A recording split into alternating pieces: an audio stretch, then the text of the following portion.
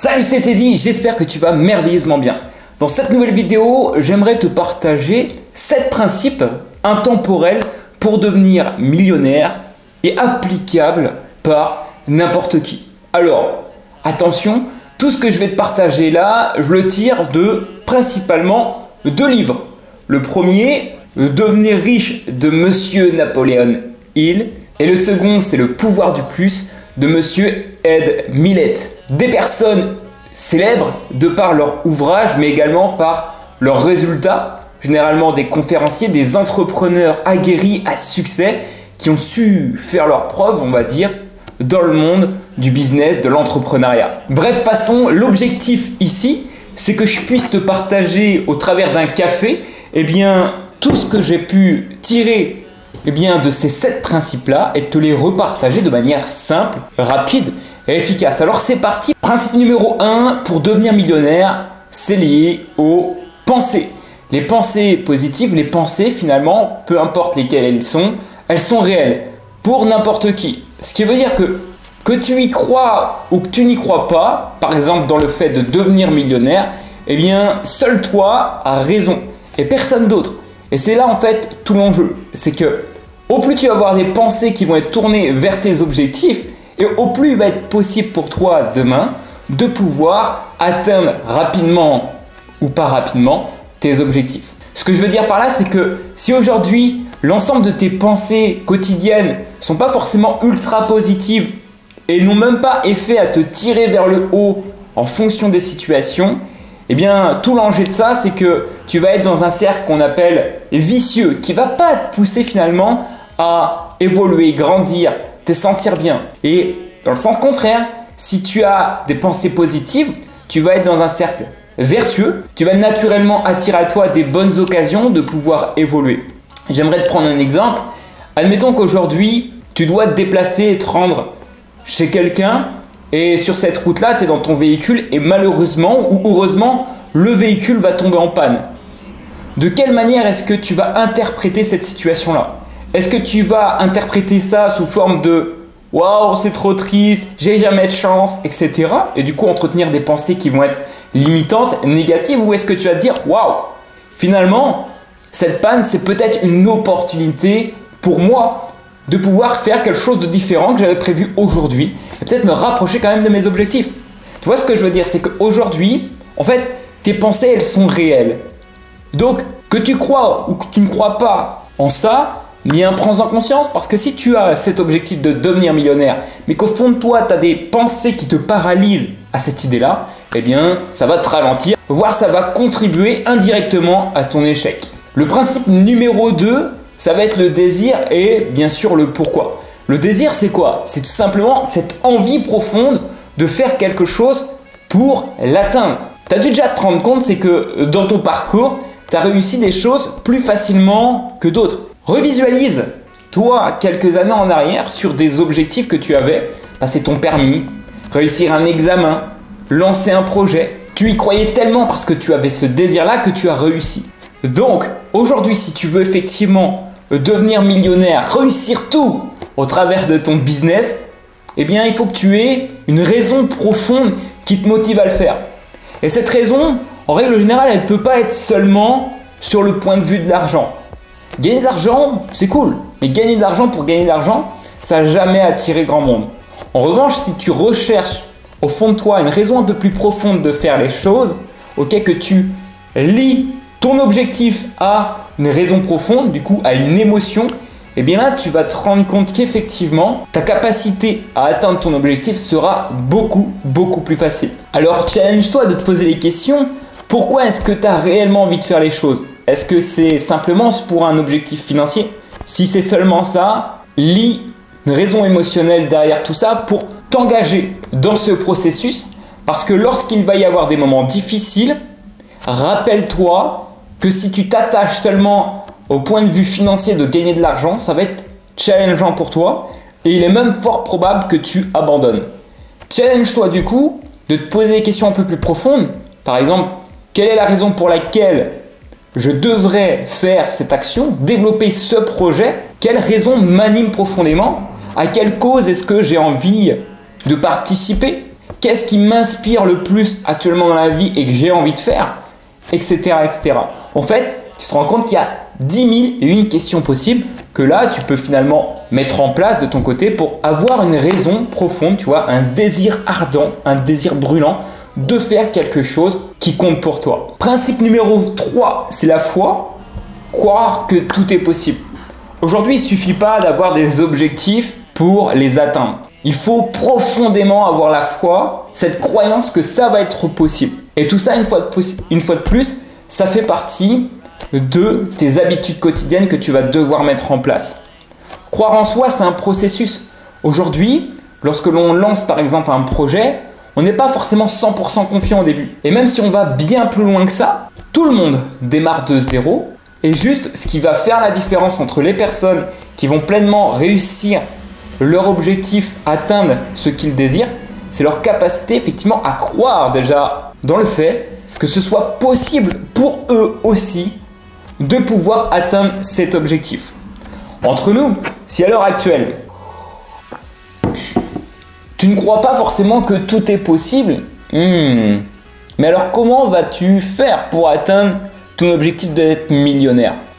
Être millionnaire, c'est avant tout un état d'esprit, tu as dû déjà l'entendre, et ça passe par ce mindset, les pensées positives, le fait de croire que c'est possible. Et pour ça, il y a un exercice très simple, c'est que si actuellement tu as ce désir effectivement de croire que tout est possible, en fait, il faut commencer à visualiser. Et idéalement, un truc vraiment simple, si tu démarres de zéro, c'est de pouvoir écrire sur une feuille tous les matins une dizaine de mots ou une dizaine de phrases qui t'inspirent et qui vont te permettre de modifier, on va dire, les pensées que tu peux avoir et augmenter tes croyances vers ton objectif. Par exemple, si ton objectif c'est de réaliser 1 million, eh bien tu pourrais tout simplement écrire « J'ai réellement la capacité de pouvoir atteindre 1 million ».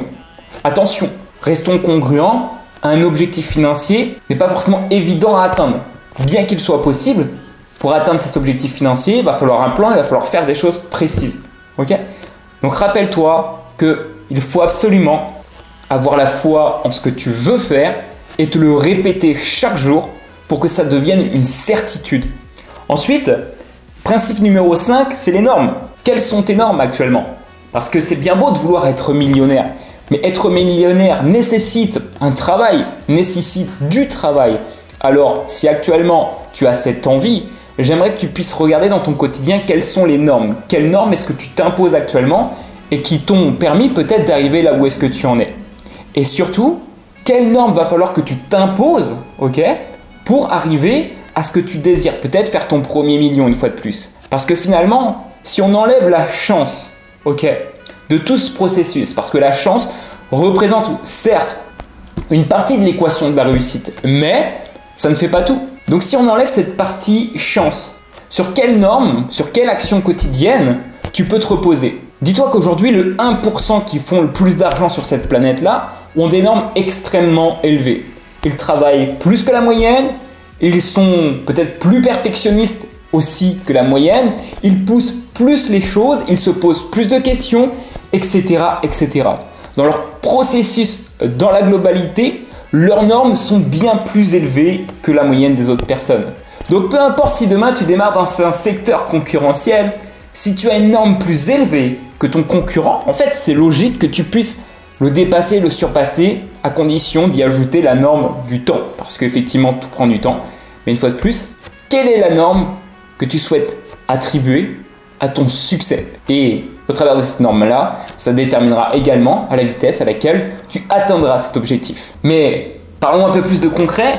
Si tu as l'objectif par exemple de vendre pour 10 000 € de programme, de coaching ou autre, eh bien, quelle norme est-ce que tu dois avoir pour atteindre cet objectif le plus vite possible? Combien d'appels de vente tu dois faire? Combien de personnes tu dois prospecter? Combien de présentations tu dois faire? Combien de noms tu dois obtenir pour obtenir à la fin tous les oui qui vont te permettre d'atteindre ton objectif financier? Tu vois, une fois de plus, la norme, ça fait partie des bases, ça fait partie des fondamentaux. Une fois que c'est compris, il y a juste à appliquer et à avancer. Derrière, principe numéro 6, c'est d'oublier la perfection. Aujourd'hui, oui, la perfection tue.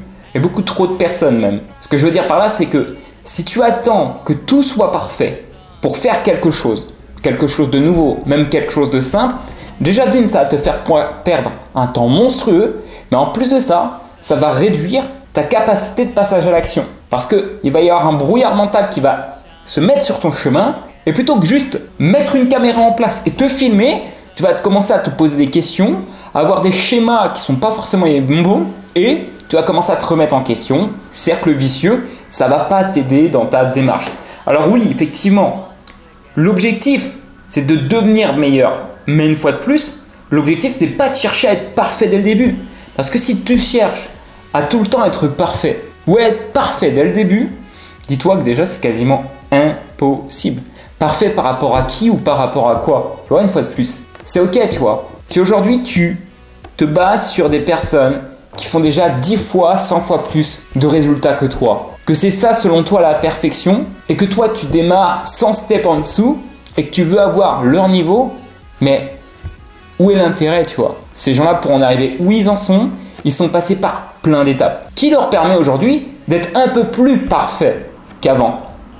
Alors challenge-toi vraiment une fois de plus d'être imparfait dans ton quotidien de temps en temps, peut-être pas surtout, mais sois imparfait surtout dans cet objectif de passer massivement à l'action. Parce que dans tous les cas, rien ne sera jamais plus parfait que le moment maintenant, tu vois. À quoi bon parfois repousser des choses alors que les choses tu pourrais simplement les faire et les mettre en place maintenant. Donc oublie ce côté perfectionniste, je ne sais pas d'où ça sort ce truc là, mais moi aussi de temps en temps j'ai tendance à vouloir que ça soit trop parfait, avoir le cadre de vidéo parfait, avoir la lumière parfaite, mais tout ça ça me freine, ça me ralentit alors que finalement mon objectif c'est quoi? C'est de passer un message, donner des informations. Alors j'allume une caméra, je mets simplement une LED avec un peu plus de luminosité. J'essaye que le cadre soit à peu près bon. Effectivement, il y a la cuisine à côté et tout. Il y a ma machine à café. On s'en fout, on avance. Principe numéro 7, ne réfléchissez pas trop. Et surtout, bouge-toi le cul. Vraiment. Ça, c'est un principe intemporel qui fera que tu feras partie ou non dans le top des personnes qui réussissent à atteindre ce qu'ils veulent vraiment. Si ton objectif est vraiment de devenir millionnaire, eh bien, rappelle-toi que la principale data qui te permettra d'avancer parmi tous les principes que je t'ai dit précédemment, c'est ta capacité de passage à l'action maintenant. Et pas question de remettre en question, pas question de te dire que c'est pas le bon moment. Mec, c'est le moment en fait. Let's go! Tu vois, il faut vraiment que tu prennes ça en compte, c'est que au plus tu vas réfléchir, au plus une fois de plus, tu vas être dans un schéma de misère qui va pas être productif, toi, pour ton succès à toi. Alors, il faut absolument que tu puisses avoir un process simple où tu vas passer à l'action.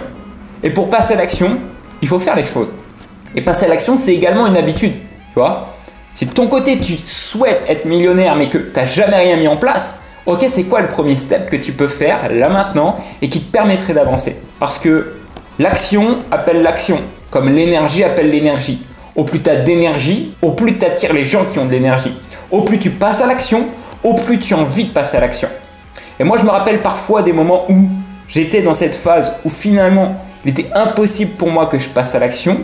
Ok, parce que je me suis remis en question, parce que j'avais des croyances. Ce que je faisais, c'est quoi? C'est que je repartais de plus bas, 10 steps plus bas, et je me disais, ok, quelle est la simple action, là maintenant, que je peux faire et qui me permettrait d'avancer de 1%?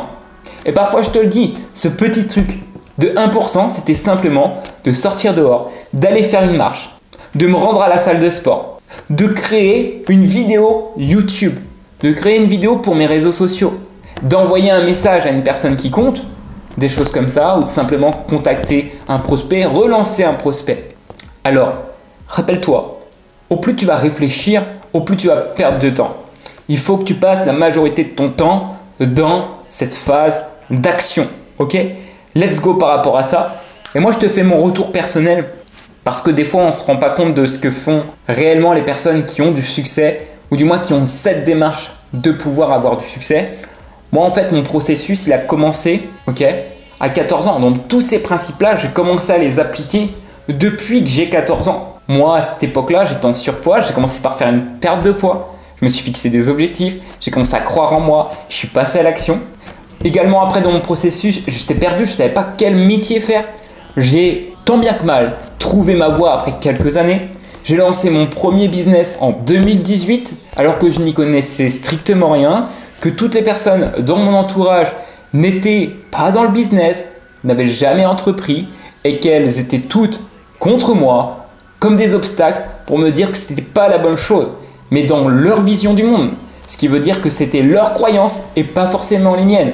Donc c'est pour ça que tous ces principes sont vraiment importants.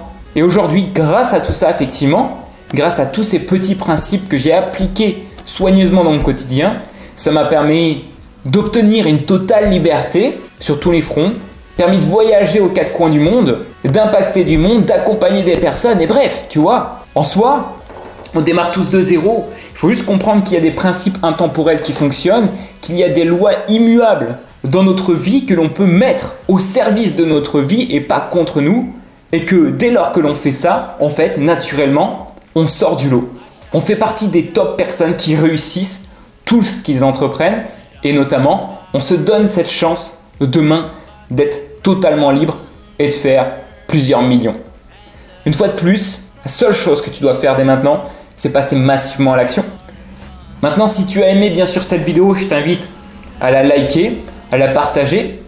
Abonne-toi également si ce n'est pas fait et active la cloche des notifications.